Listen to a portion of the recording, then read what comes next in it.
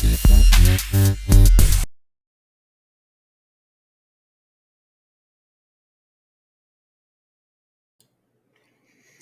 what's going on, guys? This is your host, Jay, and you are live again right here in our studios from Inside Out.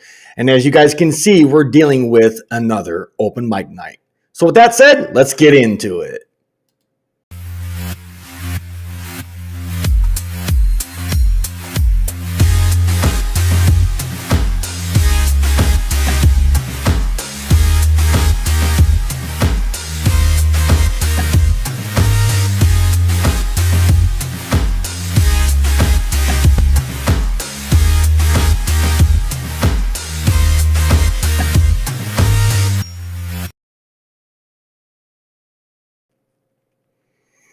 Welcome, everybody, to another edition of our open night mic right here from Inside Out. I'm your host, Jay. Thank you guys so much for being here. I do very much appreciate it.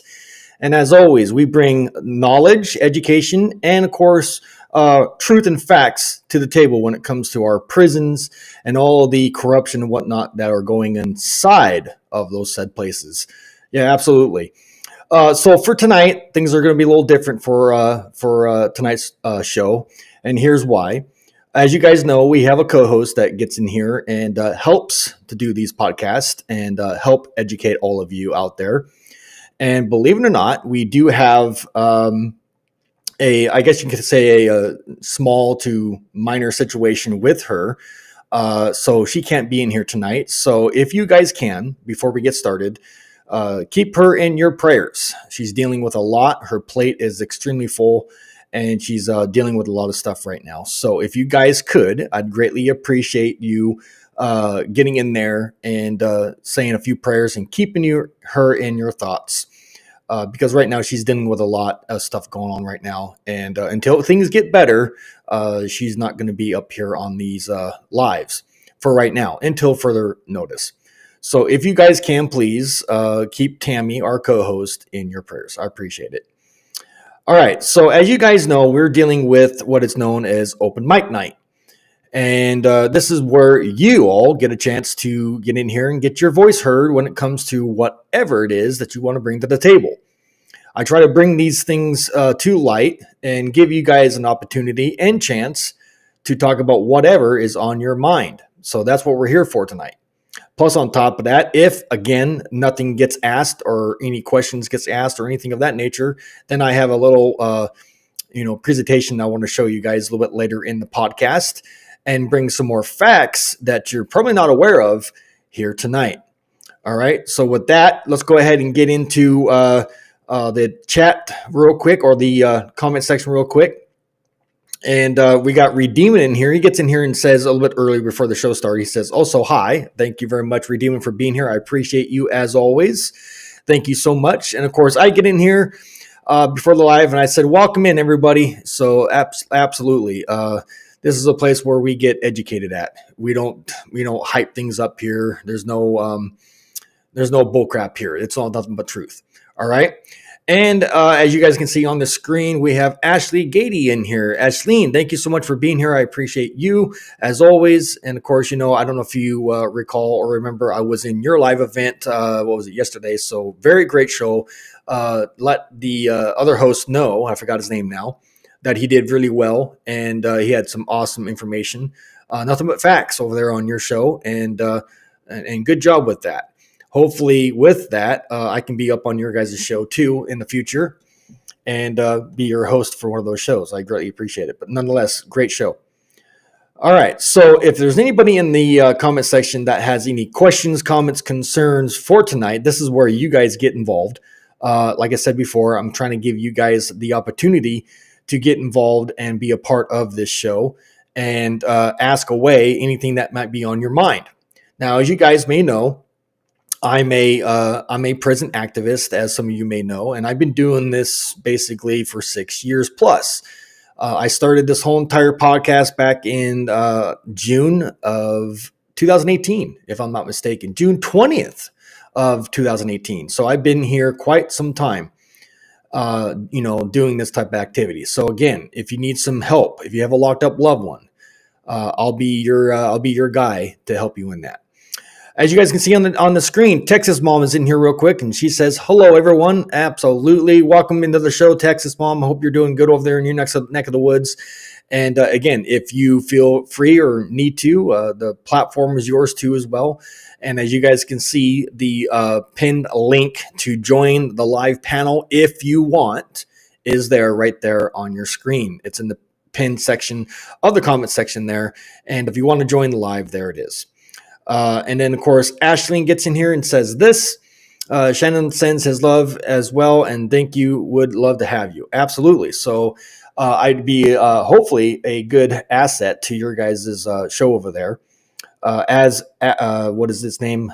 Shannon. As Shannon knows, if you've been incarcerated, there comes a certain point in an incarcerated individual's life where you get pretty educated what happens in there. The public really does not know what happens inside prison. And obviously Shannon and me that have been, back in the day locked up should know exactly what we're talking about. So I come with experience, Shannon comes with experience. So again, much love and respect for you guys, what you do over there. And then, of course, Texas Mom gets in here and says, "I am. How is everyone?" We're doing great. And if you missed the introduction real quick, just to recap for you guys that are popping in here now, our co-host Tammy can't be in here tonight, guys, as you guys know, due to the fact that she's got some personal stuff going down right now that is obviously a lot more important than being able to be up on this live. I'm sure she'd love to be here, but as you guys know, life itself can be a drag and cause issues to where it, puts a crimp in everybody's life. So if you can, please keep her in your thoughts and prayers because she definitely needs it. All right. And of course, you guys, as you know, with permission from Tammy and all that, I will keep you guys updated the best I can with the process. All right. So just keep her in her thoughts and prayers. Looks like we got somebody in the, Texas Mom's coming up. Okay, great. Well, let's get her in here real quick. Hi, Texas Mom. How you doing? Hey, I'm good. How are you? I'm hanging in there. Well, welcome to the show, and thank you so much for taking the opportunity to come up on the panel. What can I do for you? Not much. Not much. I figured I'd come up and help since Tammy was out this evening. Yes, and I don't know if you heard the news. I don't want to already share too much personal stuff without her permission, obviously. But she's dealing with some, Yes. some not so fun type situations. So again, keep her in your prayers. Yes. Yeah. So, can you tell the viewers what state you live in and what you're doing and what you got planned for future endeavors? Well, I'm in Texas.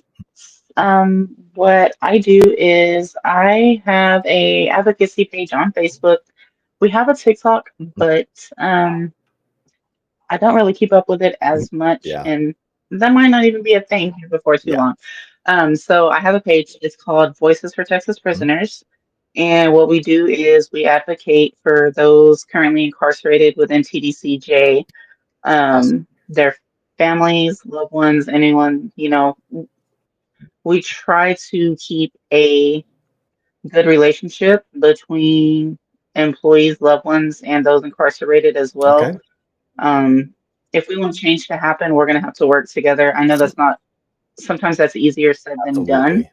but we're working on it. We're working on it. I recently, I teamed up with obviously Jay and Tammy a while back, learning from them. I've recently teamed up with a young lady named Ashlyn. Yeah, She she's in here has tonight. the Texas Prison. Yes, she is the Texas Prisons Transparency Project. She's also a board member for Texas Awesome. Cure and involved with TDCJ Yeah, Troll. that's awesome. We're just here to bring change and fight for our loved ones. Yes. And We lost her. We lost you, Texas Mom. I don't know what happened there. I apologize. I hope it's not on my end, but if you can still hear me, Ashleen got in here just now and said, "Love you, girl. You are a rock star in advocacy." Yeah, absolutely.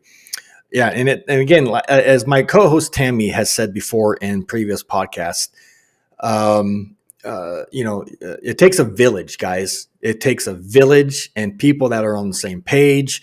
have the same mindset, and all of that to get in here and do these type of things. Advocacy work is not easy.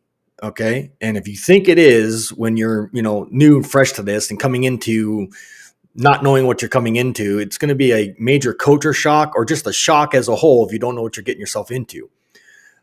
So again, if you want to be a prison activist on whatever level it may be on, you have to have a little bit of knowledge doing this. And like I said, I've earned those stripes, if you will.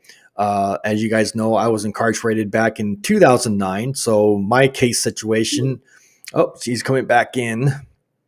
Everybody, please welcome Texas Mom back to the show. Welcome back, Texas. Sorry, guys, got booted there. I don't know why. I hope you don't think it was me because I didn't have no control of that. No. Our weather's starting to get bad over here. We got that storm rolling in, so. That's right. Yeah. Can you believe the rumor flying around here in Florida is that we might get some snow in Florida? Oh my goodness. Hey, well, y'all keep it over there. I don't want it over here. Yeah, right. Well, it's going to be an interesting one, so we'll see what happens. But anyways, welcome back, and go ahead and say what you were saying earlier. I lost my train of thought. Other than, we're just here to fight for conditions and, our loved ones and advocate and anybody out there that needs advocacy. I know Ashlyn and Shannon did a podcast last night, and I asked Shannon, he's recently, fresh out, and I was like, do y'all even know that there's people out here that advocate for y'all? And he said that they have no clue. I saw that. I was in the chat. I was like, interesting, so. Yeah, you'd be amazed how. Out here. Mm-hmm. Go ahead. I'm sorry. I was going to say, you'd be amazed. I'm sorry to cut you off. There's a time delay, so I don't know if you know that. Anyways, I don't know if you know this, but a lot of people inside prisons do not know advocacy and any of that exists out here. And I think a lot of it's a culture shock to them. It is. Yeah. So, yeah, absolutely. But again, I lost her again. Man, okay. So, Texas Mom, if you just want to stay in the chat, you can do that. I apologize for the technical issue we're having. I don't know why you keep getting booted out. It's not me, just for the record. I had nothing to do with that. So it seems to be probably weather related, like you said. So I do apologize, ladies and gentlemen, for that hiccup there. But nonetheless, we are here to bring awareness and education and all of that when it comes to this prison reform type activity. So again, if anybody in the chat, and it looks like I have, what is it here? Of course, I'm streaming on a different bunch of places, and I got some things to say before we go into some of the interesting facts tonight.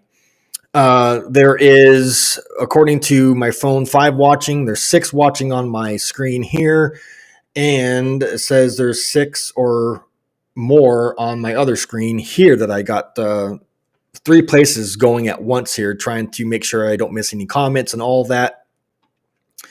Again, I don't know. As Texas Mom gets in here and says real quick, I know I'm kicked out. I don't know what's causing it, Texas Mom. I do apologize on that. And she did get in here and say, I'll stay in the comments. Thank you. I appreciate that. If you have any questions and all of that, please put it in the comments and I'll do my best to answer them and give you guys some information on whatever type of question it is. Anyways, welcome to the show, guys. Welcome in, everybody. All right, with that, I wanted to touch base on what is currently going on right now when it comes to all of these social media platforms and all that. As you guys know and aware, we're about to lose TikTok, unfortunately. And I want to be honest with you guys. I'm kind of on both sides of the fence when it comes to TikTok as a whole. If it is a issue and all of that, and the reason why they're taking it down is due to the privacy crap. I don't know. I'm kind of like, I have a mixed bag on it, but it's going to affect a lot of small businesses. It's going to affect a lot of things, and I'm going to touch more based on that here in just a second. But Ashley just got in here, and she asked a question. Here it is on the screen. She goes, "How does Florida handle weather emergencies?" To be honest with you, this is going to be my first time seeing any type of winter weather type stuff out here in Florida. Now, if you guys may or may not know, I'm not from Florida. I wasn't born and raised here in Florida. I was born and raised in a state called Washington State, up in the West Coast area, next to Oregon. And on that side, that's the state that gets snow when they decide to get snow. And you'll be amazed on how many people deal with those kind of weather events over there in that state, because it gets cold and people are used to it and all of that. Now, in Florida, even if there's no bad weather, people do not know how to drive out here with a dam, excuse my French. And people just, I would be not surprised if there's going to be a buttload of accidents and all that on the road if we get a lot of snow or ice. So it's going to be a massive mess out here. And for me, for Florida, seeing snow is a rare event because, as you guys know, out here in the deep south, it normally doesn't get that cold. But it looks like it is. So here we are. So we'll see what happens. The cold weather is coming. It was nice today. It was up in the 60s, almost 70 degrees here in Florida. So, but it's going to be a major weather change once the cold weather gets here. So, anyways, Texas Mom gets in here. I think it's my connection. Okay, Texas Mom, I understand. And again, I do apologize again for that mishap. I love it when you get in here and help out with the podcast, nonetheless. All right. So with that said, let's get back to the social media stuff real quick, just for insight. If you guys have not been paying attention or don't know what's going down, TikTok as a whole is about ready to go bye-bye. And unfortunately, they're doing everything they can on their end to stop it from happening. But if you do belong to TikTok, and this is going for the ones that are watching me right now over there, because I'm streaming there, I'm streaming on X, and I'm streaming on Facebook, and I'm also streaming here on YouTube. So I got at least 4 places that I belong to. I don't want you guys to miss me or stop following me just because TikTok's going bye-bye. So with that said, to the people that are watching me on TikTok, I need you guys to go to my bio over there and click on both of those links that you see there. They're in my bio. YouTube, which is what I'm streaming off of here too. So again, if you want to follow me, you have those few options. And yeah, Texas Mom said Jay's going to be posting snowman. Yeah, well, I probably will make one just for, a shock to everybody and say, hey, look, we got snow in Florida. I just might do that just because you now said that, Texas Mom. Thank you. And Angeline gets in here and says, LOL. Yeah, absolutely. All right. So again, to all the TikTokers, to the 18,000 strong that follow me over there on TikTok, I need you guys to do a few things for me so you won't miss me if you want to continue to follow me. Here's what you need to do. In my bio on TikTok, you have a couple links. One is my YouTube link you'll see there. And then somewhere in that same region, you'll have my other link that you need to follow me on once TikTok goes bye-bye. All right. I don't want you guys to lose connection with me because, as you guys know, we are a community, we are a family, and we are a village. And I need you guys to stay connected with me somehow, some way. As you guys can see on TikTok, I have 18,000 followers over there on TikTok, and I need you guys to help me get them over here, wherever it may be, whether it's YouTube, X, or whatever platform that you guys decide to watch me on. Those are the steps I need you to take, because once TikTok's gone, you won't get that chance to follow me, and you probably won't find me later down the road if that comes to that point. So don't forget to hit those links. Don't forget to hit the sub on YouTube, and don't forget to hit the follow here, wherever you may be, and we'll go from there. But I'm hoping that a lot of you, at least majority of the 18,000 followers over there on TikTok, follow me. But if you don't, I get it. It is what it is. Now, again, if social media isn't your thing for whatever reason, you guys can email me and communicate through there. Now, here's my email. Jot it down, or I'll put it up in on the ticker. Matter of fact, I'll do that right now just so I won't forget. All right. There it is. All right. On the ticker, there you see it. It's voicesfrominsideout@gmail.com for all of you out there that want to know. There's no excuses now from this point forward on. I need you guys to make sure that you follow me wherever I'm at so you don't miss any updates or videos or lives that I plan on doing for the near future. I did mention that I planned on retiring for you guys. I did say that. I was supposed to retire this month, but because of my locked up loved one that is currently locked up, I decided to respectfully hold off of my retirement until I do her last story or broadcast, being that she's the one that, came up with the name and all that for this whole entire From Inside Out. So what I'm going to do Thank you, Texas Mom. Appreciate it. And Texas Mom, real quick, before I carry on further, I need you to send any links that you have because you're a mod here. I need you to send any links and put it in the comment section so people can follow you, so they can find me and all that fun jazz, and just make it easier for everybody. I'd greatly appreciate that. So if you have emails, Facebook links, group links, YouTube links, if you belong to YouTube, which it looks like you do, and whatever else, because if TikTok goes bye-bye, I need people to make sure they can find me if it doesn't work with me as a whole. I hope that makes sense. All right, so there's my email, guys. You can see there. Thank you, Texas Mom, for that. VoicesFromInsideOut@gmail.com is my email. For whatever reason, if you guys have problems with the social media side of things, contact me through my email and we'll go from there. All right. Thank you so much for that. I appreciate it, Texas Mom. All right. So again, as you guys know, TikTok's going bye-bye. I guess the court upheld their ruling, and we'll see what happens. Again, I hate to say goodbye over there on TikTok, but you know me, it's not goodbye. It's I'll see you later.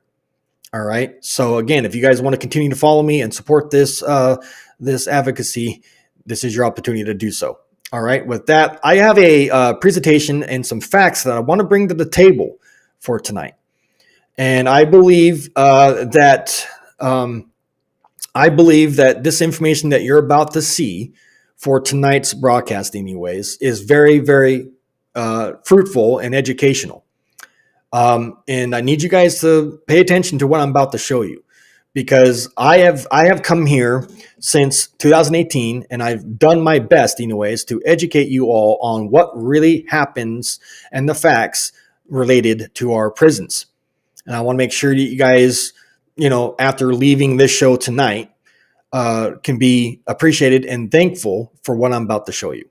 So with that, let's go ahead. And then after I get done showing this presentation, this information for tonight, I'm going to leave the rest of the show up for you guys if you want to get in here and collab with me, ask me questions, whatever the case may be, and we'll take it from there. All right, so let's go ahead and get the share screen set up going here. And keep in mind, this information, I should have put it in the description of my video, but I totally spaced. Got a lot on my plate too, as you guys know. All right. But here it is. And I want you guys to really seriously pay attention to the information that's being disseminated here. All right. The title is 50 Things Nobody Tells You About Being in Prison. I have touched base on a lot of this stuff, as you guys can see here. And I want you guys to understand, with all due respect, let's see here. Where am I at here? Just 1 second. I lost everything for some reason now. Okay, there we go. Never mind. Anyways, so this information is coming from the Infographics Show. So all credit goes to them, and I do appreciate them for doing that. And of course, I'm going to hit the like button to give them some credit, let them know that, it is a thing. All right, so with that, let's go ahead and play this real quick, and then we'll come back in the studios and answer any questions that any of you may have and go from there. Now, again, this is very well put together, and I want you guys to pay attention to everything he's saying here because it's facts. Here's that video. The final frontier for some, a place where they end their days. Others will get to leave, but they wish they'd never stepped foot inside. Here are 50 things nobody tells you about prison. Number 50. We'll start with the USA, the country that can claim to lock more of its citizens up than any other, and by a long way, too. According to 2020 data, there were 2.3 million U.S. citizens behind bars. But when we say bars, that includes federal and state prisons, jails, juvenile correctional facilities, and immigration detention facilities. Just so you know, these numbers are not exactly stable, but close. People enter and leave facilities all the time. Number 49. It works out to around 639 people behind bars for every 100,000 people. The U.S. is still number one in per capita terms. Here are the countries that follow up in the top 10. Pay attention to this, ladies and gentlemen, because again, this is facts, and this is actually quite sad. You hear it all the time when people say, hey, we're number one this, number one that. It's not great or awesome or epic to be number one country for mass incarceration. It actually sucks. Here are the numbers. The number is per 100,000. El Salvador, 562. Turkmenistan, 552. Palau, 552. Rwanda, 511. Cuba, 510. Maldives, 404. Dang it. I apologize for the commercials. They got to get their money too. 49. Virgin Islands, UK, 447. Thailand, 443. The Bahamas, 442. Look at these numbers, guys. I'll be pausing this a lot in here, but look at these numbers. Man, isn't it amazing how other ones are doing better when it comes to incarceration than we are here in the States? Shocking, isn't it? What a crying shame this information is. So let's stick with numbers for now. We'll get around to the messed up stories soon. We promise. Number 48. According to the Prison Policy Initiative in the U.S., 600,000 people enter prison every year. That's a lot, and the number's going up. But that's nothing compared to jail. Around 10.6 million Americans enter jail every year. If you're wondering why that number is so high, it's because many people get out of jail very quickly once they've got bail. Some of them already have been convicted for small crimes, so stay there for a while. They number around 160,000 people a year. 1/4 of people who go to jail will be there again after release within a year. Another reason for staying in jail is the simple fact that many poor people can't afford to make bail.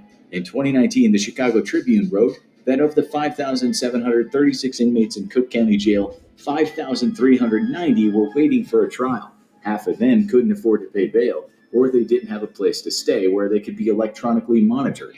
That begs the question, how many are innocent? Number 47.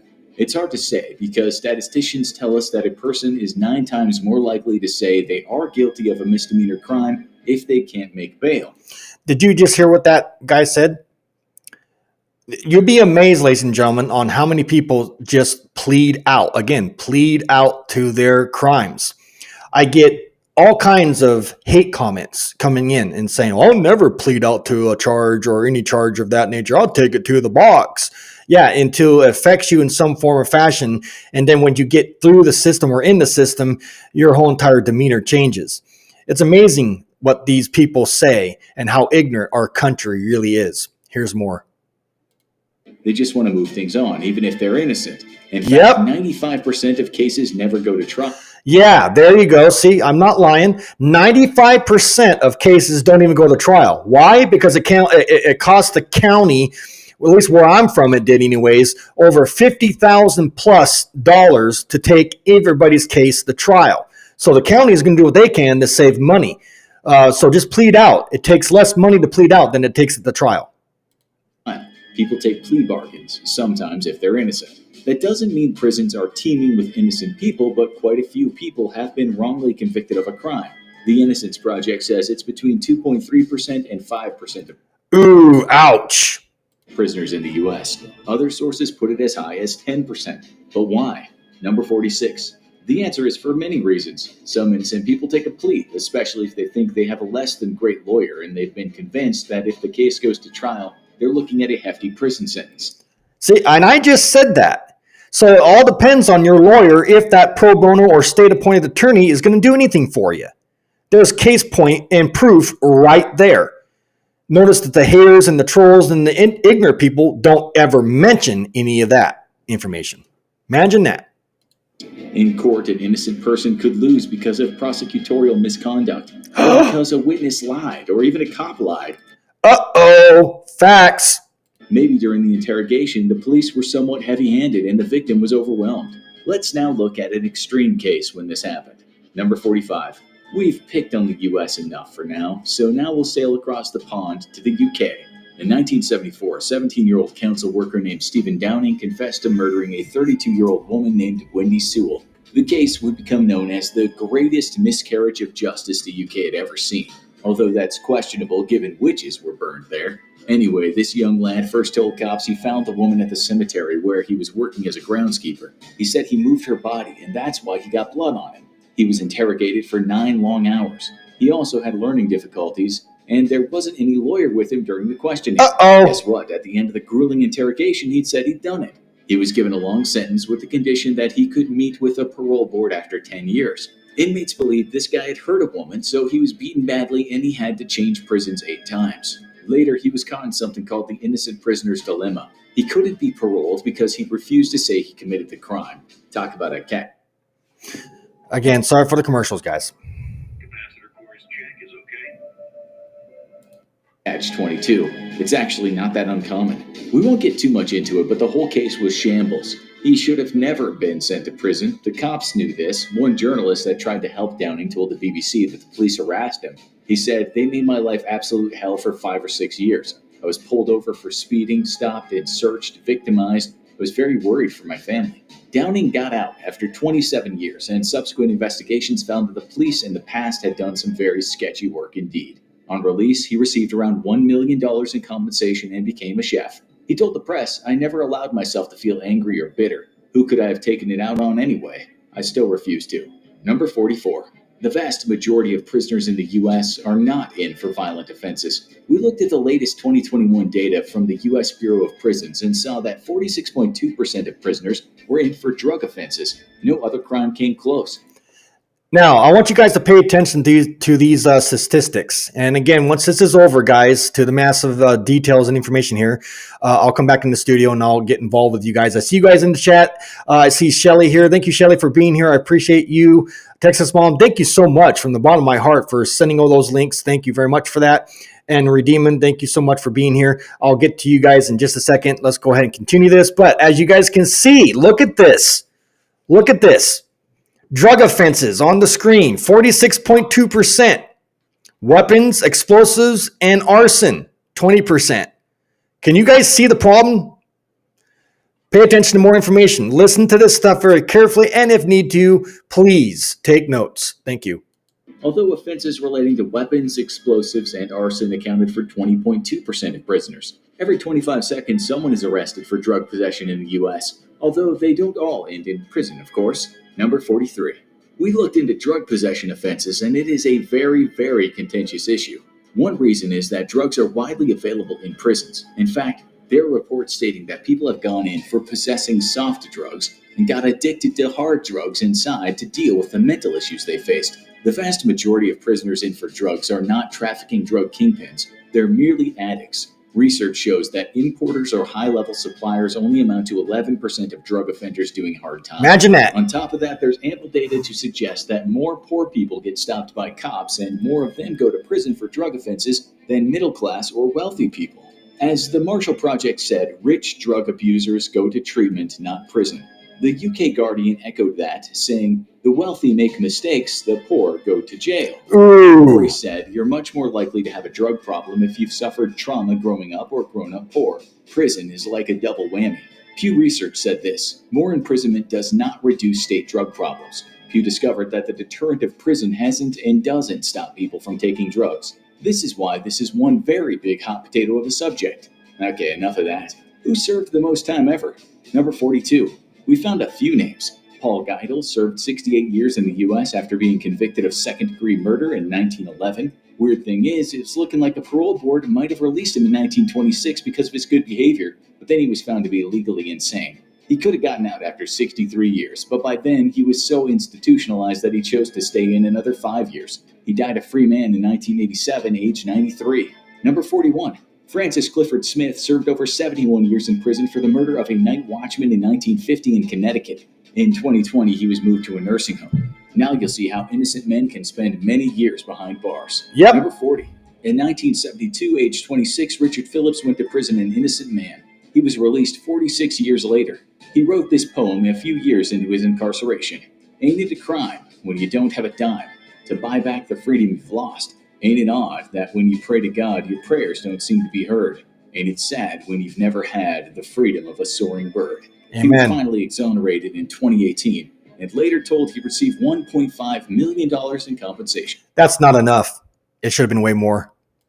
He told the media, "I just want to keep a low profile, travel, and enjoy life. That's what I've wanted to do in the first place." Number 39. In a paper titled Proceedings of the National Academy of Sciences, it was said that 4% of people in the U.S. on death row are probably innocent in the past and right now. Number 38. 18 people in the U.S. have gotten off death row after DNA testing proved that they were innocent. They had collectively served 229 years. Sometimes innocent people get executed too, as you'll now see. Number 37. A U.S. man named Cameron Todd Willingham was executed in 2004, and later his innocence was proved.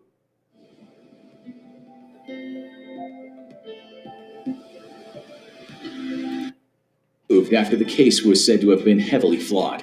His last words were, "The only statement I want to make is that I'm an innocent man, convicted of a crime I did not commit." This is what an investigator later said. The whole case was based on the purest form of junk science. Johnny Garrett was executed in the US in 1992, and later DNA evidence proved he was innocent. It said he didn't want to share any last words, although some sources say he said, "I'd like to thank my family for loving me and taking care of me.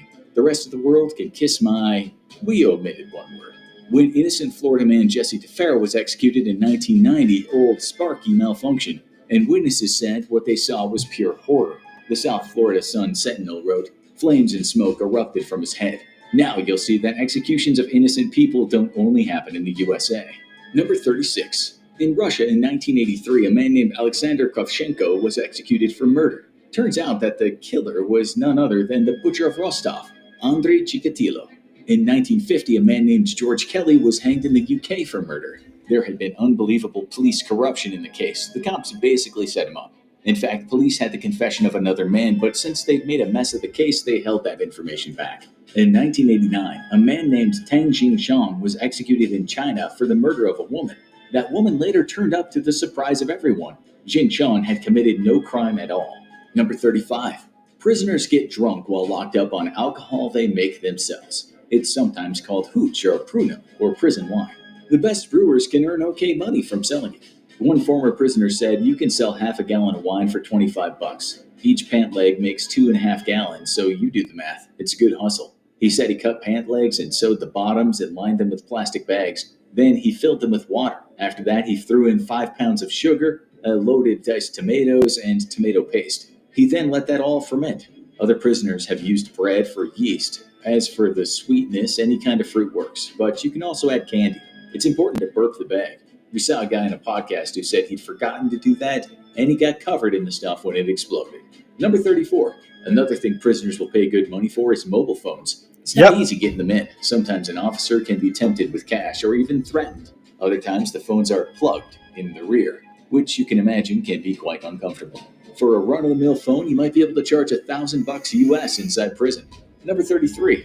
In 2015, Brazilian prison officers discovered a unique way prisoners were getting phones inside. They used cats. One cat that frequently went in and out of the prison was found with 4 mobile phones, 4 chargers, and 7 cards attached to it.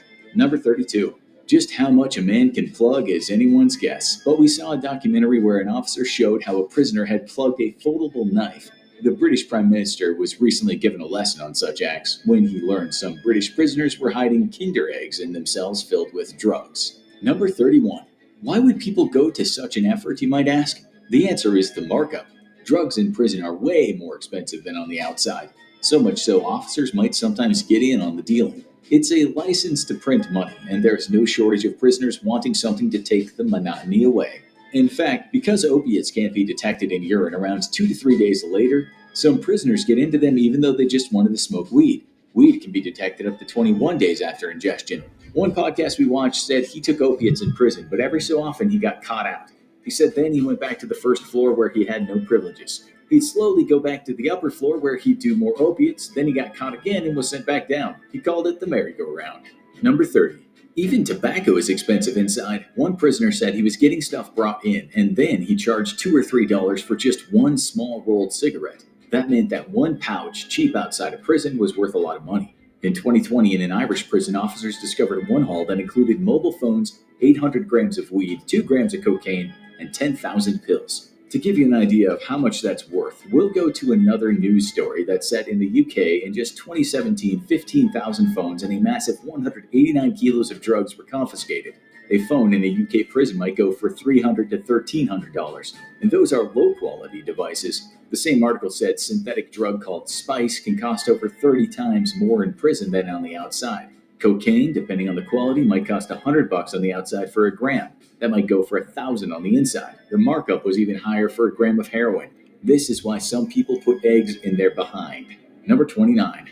Another way to get stuff in is when violent cons groom officers. That happened to a man named Lee Davies in England. He was on incredibly low pay for such a stressful job, and then he helped some gang members get phones and drugs inside. His money problems were over. He was told to wait in a car park someplace, then a car would pull up and throw something into his car. He then smuggled the package inside, and he kept doing that for months. He was eventually caught. He said later, "There's no excuse for what I did, but I have deep sympathy for people working in that environment." He believes he was partly groomed by the prisoners. Number 28. He started on £20,000 a year, or $27,000. That's a very low wage, but the job has got to be one of the hardest you could do. According to job websites, a starting prison officer's wage might be $31,740 a year in the U.S. Overstressed and underpaid is what you hear from most officers. They're dealing with violence and outrage, and sometimes severe mental issues, almost on a daily basis. Number 27. Then there's what's called the prison industrial complex. Mass incarceration has become a business, one that is booming in the U.S. The American Civil Liberties Union says mandatory minimum sentences helped create the U.S.'s bursting prisons. And on top of that, there was the Violent Crime Control and Law Enforcement Act. This led to more mass incarceration and massive profits for the private prison industry. Right there, ladies and gentlemen, is another piece of very important information I need you guys to pay attention to. It just proof right there that this is a business, always has been, never will change. It's a multi-billion-dollar industry, and as you guys can see here, the proof's right there in the pudding. There are many kinds of businesses that make money, not just private prisons. You have the food services, handcuff makers, clothes services, and the ones earning from cheap prison labor, and much more. This is how one person put it. The prison industrial complex is not only a set of interest groups and institutions, it's a state of mind. The lure of big money is corrupting the nation's criminal justice system, replacing notions of safety and public service with a drive for higher profits. Number 26. These are some companies benefiting or that benefited from cheap prison labor in the U.S. McDonald's, Walmart, Microsoft, IBM, Target, Intel, Victoria's Secret, yeah, they make lingerie, Honda, Starbucks, Nike, Nintendo. Number 25. If you want to know how much the prisoners make, NPR interviewed a guy that worked at Omaha Correctional Center after getting 8 to 16 years for theft and forgery. He was paid $2.25 a day for a 12-hour shift. But he also said one phone call cost him $5 and a bag of chips also cost him $5. Number 24. For some regular prison work in some prisons, you get nothing. Just getting out of your cell is payment. Prison policy said in Florida, if you're laboring for state-owned industries, you can earn between 20 cents and 55 cents an hour. It seems to... That's bullcrap. That is what is called prison slavery. Absolutely. And they deserve at least a decent wage so they can take care of themselves inside those prisons. Absolutely shocking. But thanks to the 13th Amendment. Be about the going wage. Now for some more prison violence. Number 23. Not surprisingly, prisoners get killed in prison. Gang violence is usually to blame. Or at times people are killed for a certain crime they committed on the outside. Or someone just gets killed over an argument. In 2008, there were only 40 homicides in U.S. prisons. That number pretty much increased every year. In 2020, the last data we could find, the number was 120. As you'll now see, violence inside the prison is much worse in other countries. Number 22. We looked at prisons and jails in Ecuador and what's been going on in 2021. In February, the BBC reported that 79 people were murdered in 4 different Ecuadorian jails, although they were related to the same gang squabbles. In April, the BBC reported 5 men were murdered and 16 injured in just one Ecuadorian prison, again gang-related.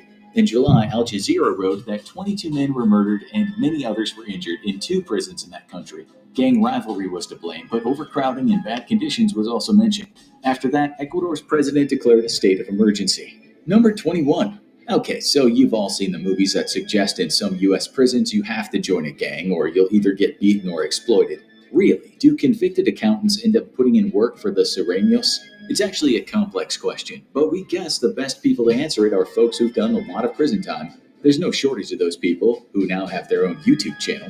People say it depends on where you're doing your time, but it might not mean you have to get involved with a gang. Most prisoners give the advice, just keep your head down and do your time. They usually agree on one thing, though, and that is you will likely at least need alliances. A British stockbroker agreed. He had the bad idea of starting an ecstasy empire after moving to the U.S. After being locked up in Arizona, he said the first thing that happened scared the hell out of him. Gang members came into his cell and asked for his papers. He didn't know what that meant. They actually wanted to see. Once Human is easily one of the best open-world survival games of 2024, and it's loaded with your favorite survival see what he'd been convicted of to make sure he hadn't hurt society's most vulnerable. In some prisons, that could mean KOS, or kill on sight. It's why some prisoners are housed in protective custody. After he was deemed okay, he said he didn't join a gang, but he also said he made some friends. That made his life much, much easier. One former prisoner in the US said this: "The commonly held belief that joining a gang is the only way to survive prison is one that I sincerely wish would forever go the way of the dodo.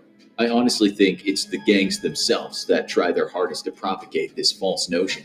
Another guy agreed, but he said hanging with your own race in some prisons is a must. He also said this: "In the yard, all the races hang with their own.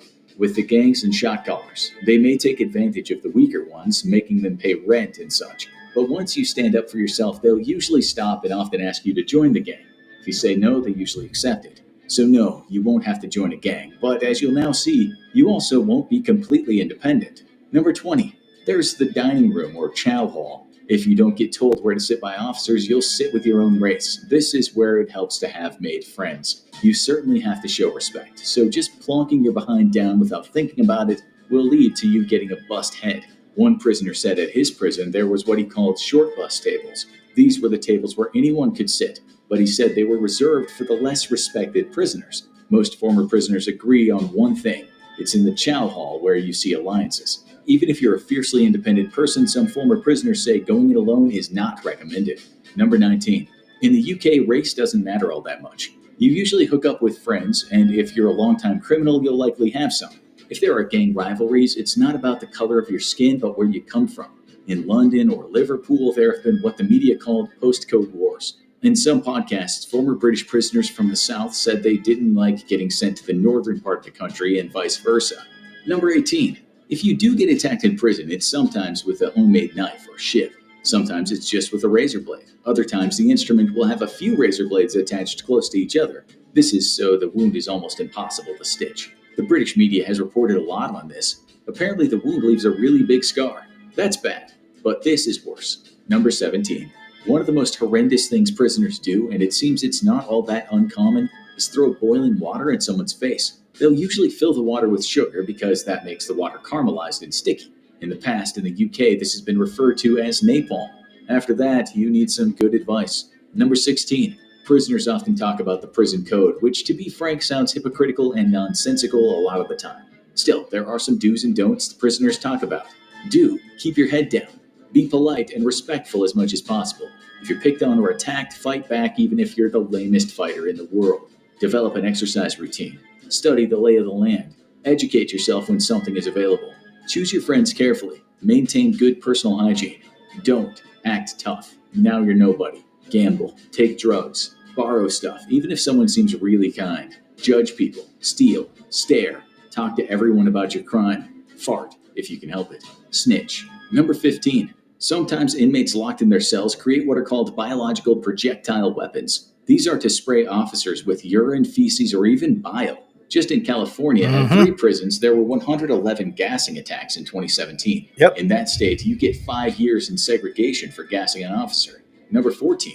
Prisoners sometimes use coded letters to get messages to each other, which might look innocuous, but if you can decode the message, something darker lurks between the words. In 2018, a letter sent from a prisoner to the outside that didn't say anything out of the ordinary was an order to kill a staff member in the Atlanta jail. You just had to read between the lines. Other times, prisoners create their own ciphers, with symbols designating a letter of the alphabet.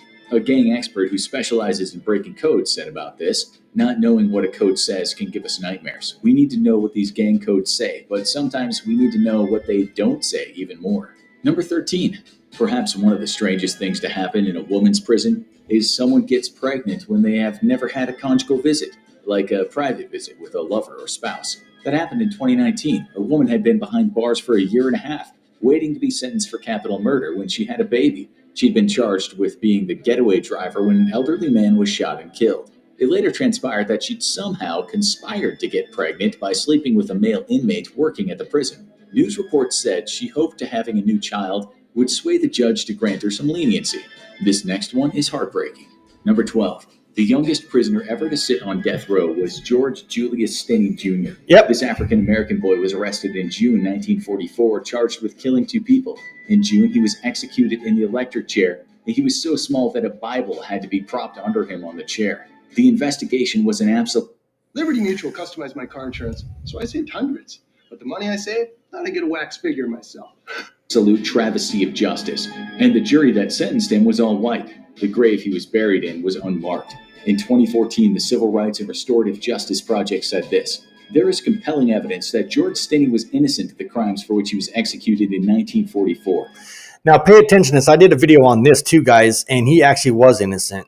So they just basically killed and murdered, or unalived, a 14-year-old kid. There wasn't any substantial evidence to support his guilt, and his defense lawyer was less than useless. In fact, he had no support at all. It was a kid against the racist cops and indeed the racist justice system. The real murderer of Betty June Binnicker and Mary Emma Thames got away. His conviction was overturned in 2014. Number 11. The oldest person executed was Walter Moody. He died by lethal injection in Alabama in 2018. He'd been convicted of killing a judge with a mail bomb in 1989. Number 10. Prison is supposed to rehabilitate. That's why it's there. But often those that go in again. Yep. Officers sometimes call the prison gates a revolving door. It's hard to compare recidivism rates worldwide because you have to choose certain years to conduct a study. And there's a lot of data from all over the world. The U.S. National Institutes of Health did a study, but the data was from different years regarding different countries. Nonetheless, it found that the percentage of released prisoners that were arrested for another crime within 2 years in England and Wales was 48%. In France, it was 40%. In Finland, it was 36%. In Norway, it was 20%. In Australia, it was 53%. And in the U.S., it was 60%. Number 9. The U.S. Supreme Court in 2011 called California's recidivism rates stratospherically high. It was Imagine that. A whopping 70% of released prisoners in that state were back behind bars within 3 years. The state's prisons were accused of not rehabilitating but producing additional criminal behavior. Money. That's why prisons are sometimes called crime school. It's hard to fully understand why people end up back in prison, but parole violations and habitual drug use, as well as falling back into poverty and hopelessness, count for something.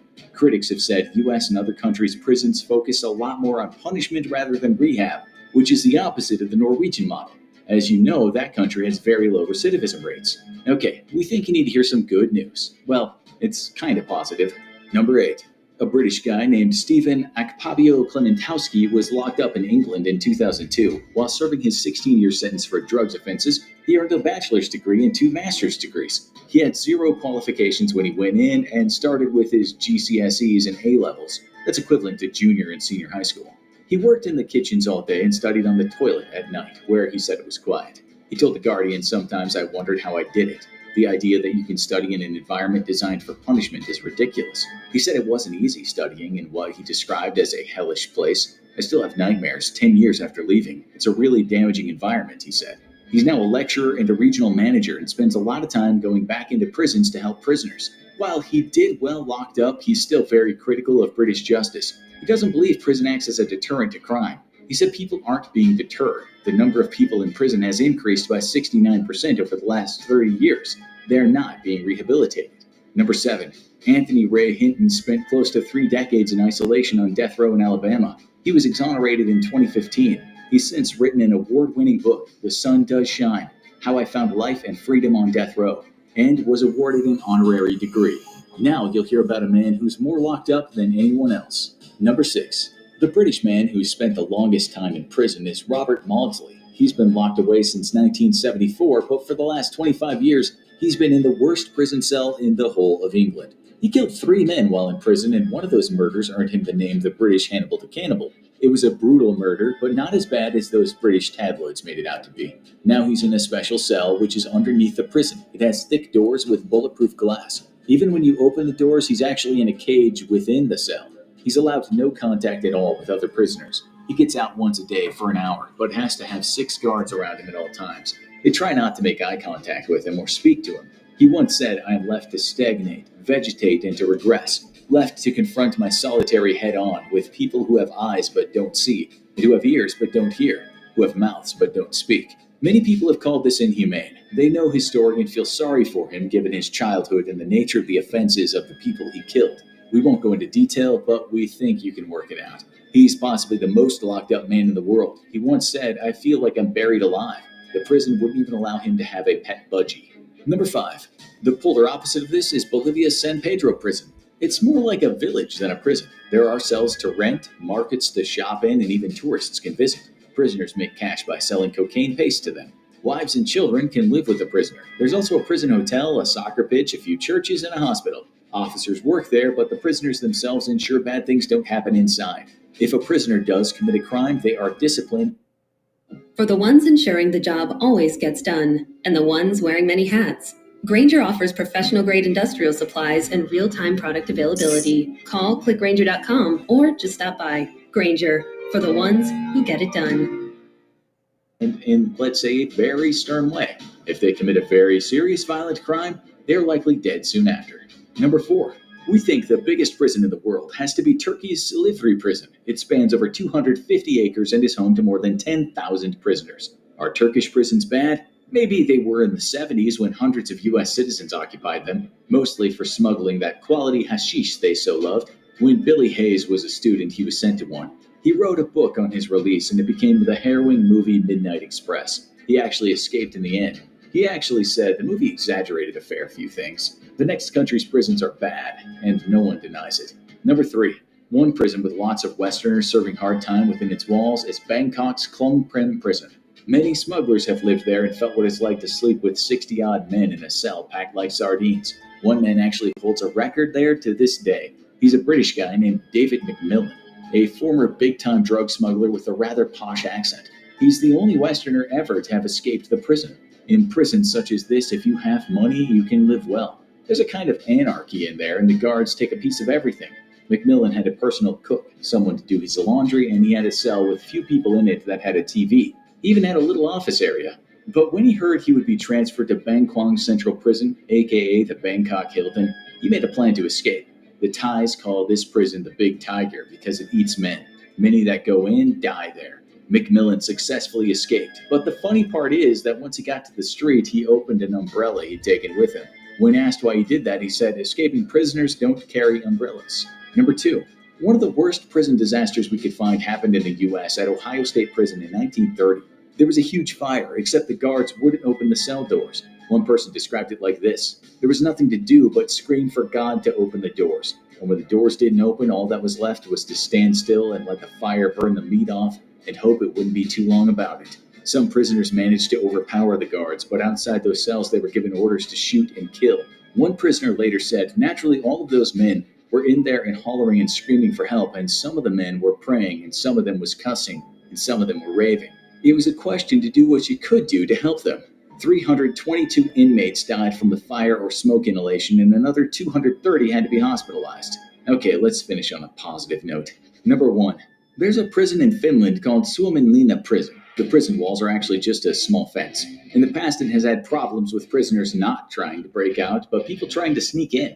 The cells are like nice dorm rooms, and the shared kitchens all have the modern appliances you could ask for. Some prisoners are in there for the most serious offenses, but they go to this prison when their term is close to an end. It's kind of like finishing school, the halfway house before prisoners enter society at large. Still, they do their last few years there, even though they could easily just walk out. Why, might you wonder? A prison official said this: "The main idea here is to prepare the inmates for release into the community. It doesn't make sense for an inmate to be in a closed prison for, say, 6 years and to suddenly enter civilian life. We also offer rehabilitation for people who have had problems related to alcohol, drugs, or mental illness. Now, you need to watch 50 insane facts about North Korea you didn't know." All right. Today, With that being said, let's go ahead and get into the back to the studio now. With that, man, what do you guys think about that? Very insightful information, right, guys? And I'm going to get into the comments here in just a second. I got to go back up where I left off. As you guys can see, Texas Mom left this in the chat. This is the Facebook for one of the groups. Okay, that must be mine. And and she also put there from Inside Out Network Facebook page. Yep, there it is. And again, she got in here real quick, said, "This, guys, below is the link for Texas Prison Transparency Project." There's that. Thank you, Texas Mom, for all of that information too, by the way. And there's this one, this group. And then we got Texas Prison Stories is in here. "Good evening, all," he said. "Thank you very much for being here. I appreciate it." And good evening. And Ashley got in here, said, "Taking notes. Great. That's awesome. That's what I like to hear and see." Texas Mom says, "Below is the link for Voices for Texas Prisoners." That's this link right here. Thank you again, Texas, for that information. And Shelly, walking in. Shelly, thank you so much for being here. She says, hi, everyone. And moving down the list here, Texas Mom says, below is the link for Texas Prison Stories Facebook. Ashley said, thank you, Texas Mom. Absolutely. And there's the link for that. Guys, make sure you guys get these links before the live's over so you won't lose them. And then Texas Mom, hey, Shelly. Redeeming got in here and said this. Wow, absolutely. Yeah, that whole information, that's a lot of wow factor right there. Ashleen said, or excuse me, Texas Mom said, Ashleen, you're welcome. And then Texas Mom says, hi, Redeeming. Absolutely. Texas Mom said, you all please join all of these groups. Yeah, absolutely. The more the better, the more the merrier. Shelly got in here and said this. Public defender convinced Milo taking a plea for a crime he didn't commit. Sound familiar? Instead of going to the trial and being able to prove the crime he committed was 100% under duress, literally crying in court. Yes, it happens all the time. I think a lot of you guys will be surprised on that factor. And again, really true facts right there. Thank you, Shelly, for that information. It happened to me too, so I can relate. Shelly also said this, told him to take 19 or face trial where best he can hope for us 69. Good Lord. Man, yeah, and don't be surprised because that happens all the time. Maybe what I'll do is do a special podcast under the plea system or the plea bargain and all that later down the road. So stay tuned for that. Texas Mom said, Texas Cure Facebook. There it goes. This is that link to that. Thank you, Texas Mom. And then she also said, Shelly, I'm so sorry. Yeah, absolutely. So we all are. Absolutely. That's bullcrap. And then Texas Mom said this. My husband was told to plea and he would be home in 5 years and then got 30. Yeah, you guys surprised they're getting more proof in the pudding that they can't even honor their own deal that they give you. They lie, they cheat just to get a win. All right, and here's some more information from Shelly. It was an eye-opener to how corrupt the system is. Absolutely, and that rabbit hole of corruption is deeper than you guys realize. And then Shelly getting in here said, true. Real quick, I'll get to you guys' last comments here. Just bear with me. Texas Mom, don't forget TDCJ Troll. Yeah, that's a good one. I was on their live. What was it, yesterday? I think it was. So great show. Great program. Texas Mom said this, Shelly very. And the fact that they know they can get away with it is what makes it worse. Absolutely. Keep in mind, even though it seems they do get away with it, if, again, as mentioned before from me in this podcast, if you have a chance to do or file a lawsuit against these individuals, then by all means do so. I believe everybody should sue if their rights are violated. Texas Mom said this, Shelly Very. I already read that one. Sorry, apologize. I'm getting behind. It's all about the money. Absolutely. 100%. Ashleen said this. Thank you, Ashleen, for your comments, by the way. In Texas, it's $80K per year for incarcerated wrongfully. Yeah, absolutely. Imagine that. So if you guys are good with your math, there you go. Shelly said this. The scare tactics and unprofessionalism I experienced was absurd. Yeah, that's what they do. Yes, that's what they do. And they're never going to change that. And I got in here earlier during the show and I said, welcome in, Shelly. And I also asked you guys if you guys can do this, please hit and smash the like button. It helps that little YouTube algorithm over there. Shelly said this, I wouldn't care about the money, just want the wrong righted. Yeah, absolutely. I'll fill you in on details later, Ashleen. Thank you so much. Sounds good, she said. And more information coming in, Ashleen, that's crazy, coming from Texas Mom. In Spice and K2, the same thing. Great question, Texas Mom. And I think it was answered. So here's Ashleen's answer. I believe it is definitely not enough, and getting the state to pay up is a nightmare. Yes, K2 and Spice is the same thing. Basically, it's updated. I'll be nice. It's updated marijuana. All right. Slave labor, absolutely. And Texas Mom hit that on the nail. Imagine that.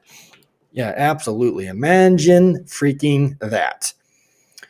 More comments coming in here. Taken out by your own people. Yeah. Surprised? I've been saying that for how long now? The hypocrisy is just amazing. All right. Texas Mom says, shots fired, shots fired. Ex-prisoners now have their own YouTube channels. Yeah. Yep. Most of them do anyways. Ashleen, yep. And then Texas Mom gets in here and says, some of these make me laugh. Their verbiage. Yeah. It is kind of comical, I guess, in a sense, but it's all true nonetheless. Nothing but facts. Texas Mom gets in here and says, I know it eats them up to see people exposing them and what the conditions are really like. Yeah, absolutely. DLC don't like what we do. We're not very well popular, I guess, in a sense, when it comes to DLC. They hate the truth. They hate the facts. They hate that we can do this. Shelly said this. I remember that story. It was heart-wrenching. Yeah, absolutely. And Ashleen got in here and said this. Social media is damaging to all DLCs. Yeah, correct. Because it's an embarrassment, if you will, to them. And it's never going to change. And I agree. I said absolutely correct, Ashleen. More comments. I was trying to get all the pages you are attached to. Thank you very much. I appreciate it. What you did there was perfectly fine. I know there's a lot more pages out there, but once we get more into it and get more active, we'll be joining a lot more groups and all of that. I know it can be overwhelming, but again, don't give up. All right, keep pushing. Texas Mom said this. They almost bully them into accepting anything. Yeah, absolutely. Yep. Good term, Jay. Yes, absolutely. Thank you so much for that. And Shelly got in here and said, absolutely bullied into taking what they give you. Yep, absolutely. Shelly also said, well, we don't like what they do. No, we never do. We won't ever. And again, to be honest with you guys, the only way that these things that you saw tonight, and this was just a small prelude of what's really out there, what we don't see.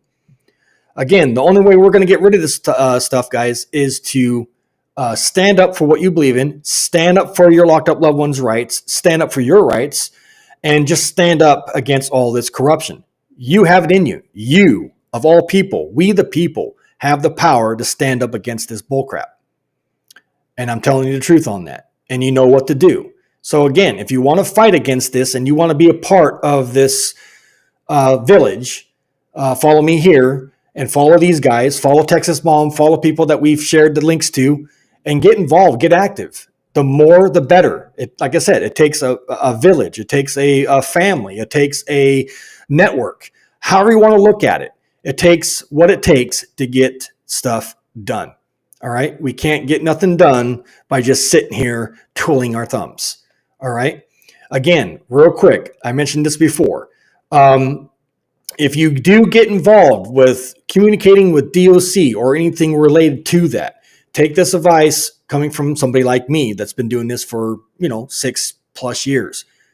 You have to be respectful, even though, again, it's hard to do because I'm just like you. I can't stand DOC. I don't have a lot of love and respect for them and so forth. But again, from a communication aspect, whether it's phone call, email, or writing a handwritten letter, you have to be respectful if you're going to see any type of positive results. You can't go in there cussing like a dirty sailor. It ain't going to get you nowhere. All right. Imagine that, Texas Mom said. Absolutely. So again, Ashleen gets in here and says this, right is right and wrong is wrong. Be a right fighter. Yeah, absolutely. And Texas Mom has an awesome saying. Texas Mom, I don't want to take the credit. So again, what's that saying that you say all the time? I love it. And I want to talk to you, I guess, more on a personal note, if you would let me make a t-shirt on that and see what happens with that. I think that's a very interesting phrase. But if you can, put it in the comment section and I'll put it up on the screen. I love that statement. It's so fitting. Shelly said this, love a right fighter. Yeah, absolutely. Again, we did a show with me and Tammy, our co-host, about the real advocate, please stand up. You know that Eminem song. Well, the advocates need to do the same thing. The real advocates that believe in solid change need to stand up and get their hands dirty. All of these other ones can just sit on the bench and keep the bench warm. Because again, there's a lot of cooks in the kitchen when it comes to this type of content and type of activity that we're trying to do here. But the only serious ones want to get anything done. The ones that just want to, be seen, heard, and all that are doing it for all the wrong reasons. Pick and choose your people wisely. All right. Texas Mom said this: we're stronger when we stand together. Absolutely. Not one person, ladies and gentlemen, can do this by themselves. If somebody says they can, they're pretty much blowing smoke up their behind. All right. They're not being truthful. Absolutely. And Ashleen said this: yes, absolutely. I couldn't agree more. Well, ladies and gentlemen, this is going to do it for tonight's episode of our Man's Night. And coming up Wednesday, I believe we have a show that we're going to be doing. And again, I don't know if my co-host Tammy is going to be on Wednesday. Again, I'll keep you guys updated if anything changes. Life sometimes can throw curveballs at us, and we got to tackle all of that. So I hope you appreciate what we're doing over here anyways. So as of right now, we still do our lives on Wednesdays and Fridays, like you see here.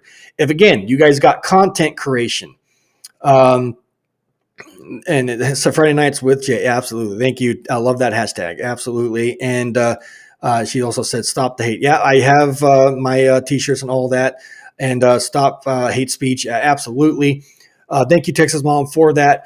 But again, if you guys have a locked up loved one and you're seeking help, or you need some type of advice or some type of input or whatever it may be when it comes to your locked up loved one, if you have one, or something along those lines when it relates to prison, please ask us. Get a hold of me right now. There it is, voicesfrominsideout@gmail.com. Again, voices from insideout@gmail.com. Get a hold of us and we can work something out, and maybe we can put your show or content creation up on these podcasts. Again, if you got content creation ideas or content you want to talk about or story you want to talk about, please let me know and we'll put it up here. Again, with that, Texas Mom gets in here, says, be the voice, not the echo. That's the one that I like out of all of them for some reason. I don't know why I like it. It's got an awesome catch. I love the phrase. I'm going to look into a t-shirt if it's okay with Texas Mom. And then Shelly got in here, says, great night, Jay. Thank you very much. I appreciate that. And then, of course, Texas Mom gets in here, says, absolutely. Oh, hey, we got Cynthia in here. Thank you, Cynthia, for being in here. Good night, everyone. I've been here listening, but not commenting. I have a horrible migraine. Okay, I understand. I get it. The flu's going around. Again, prayers for fast healing for you, Cynthia. Again, thank you so much for you being in here and showing your support. I get it. Hopefully you get well soon. But keep us updated on your condition. Hope it's nothing serious. But anyways, much love and respect for you over there. And tell your son I said hi. Thank you so much. And Texas Mom gets in here, says, hey, Cynthia. And Texas Mom says, good night, hun. Yeah, absolutely. Some more comments. Hi, Texas Mom, coming from Cynthia. And we got another one up here. Help you feel better. Absolutely. And then Ashleen says, good night all. Absolutely. Thank you guys so much for being here. And as you guys know, real quick to recap, TikTok is going bye-bye. If you follow me on TikTok and you want to continue to follow me and you can't do it no more over there on TikTok, you need to make sure you're subbed to here and subbed on my other platforms and whatnot so you do not miss me. Otherwise, 18,000 strong over there are probably going to miss me.